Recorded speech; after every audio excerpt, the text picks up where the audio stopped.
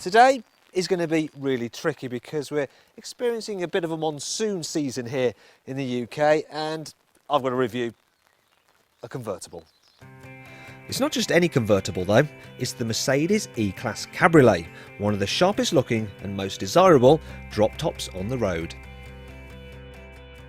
In the past, Mercedes used to be a little bit measly with their standard equipment, but not anymore. This car is pretty much loaded actually. You get things like front and rear parking sensors, you've got cruise control, you've got automatic climate control, you've got an 8-speaker sound system and Bluetooth for your mobile phone.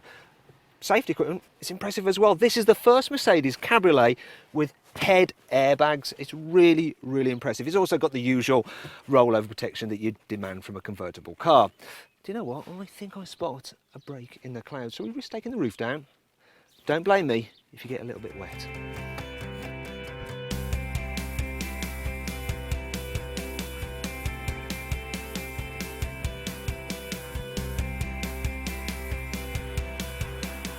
You can get this car with V6 or V8 petrol engines, and with the roof down they both sound absolutely fabulous. The only problem is they'll cost you a small fortune to run, so I'm going to recommend the engine in this car. It's the 250 CDI diesel. It'll return 55 miles per gallon.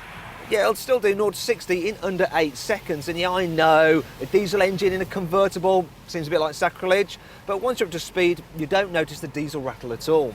Another thing you don't notice in this car is the cold, because with the heated seats on, especially on the third setting, well, they're warm enough almost to scald your buttocks. And then there's Mercedes' excellent air scarf system. By pressing this button down here, I get warm air coming through vents in the headrest, and it just keeps you nice and cosy. Another great thing about the E-Class Cabrio is that even with the roof down, all 4 passengers don't get buffeted at all, and that's thanks to something called the Mercedes air cap system. And to show you how it works, I'm going to have to just hop into the back. Okay then, when I put my seatbelt in, you'll notice this wind deflector pops up here, and if I press this button in the front, you get a spoiler pop up over the windscreen. That sends air over the top, and I have to say, back here, hardly any wind buffeting at all. While I'm back here, I should point out that there is just about enough room in the back here for adults. Wait a minute, no one's driving. I better get back into the front. God. That's better, back in the front now. Right.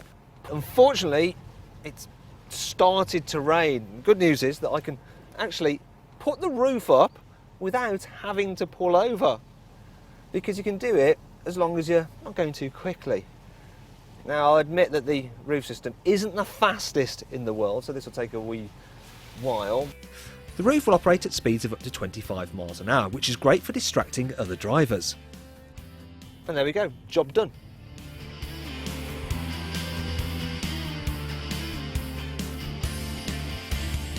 Mercedes soft tops are so well insulated these days that with the roof up, this car is just as quiet inside as the coupe version. It's very relaxing at speed as well. The suspension glides over bumps in the road, the seats are comfortable, feels planted at speed, and it handles pretty well. Now, this particular car is actually the sports model, and it gets lowered stiffened suspension, but really, you know, it's more about cruising about than hard cornering, so I say you're better off getting the more softly sprung normal model.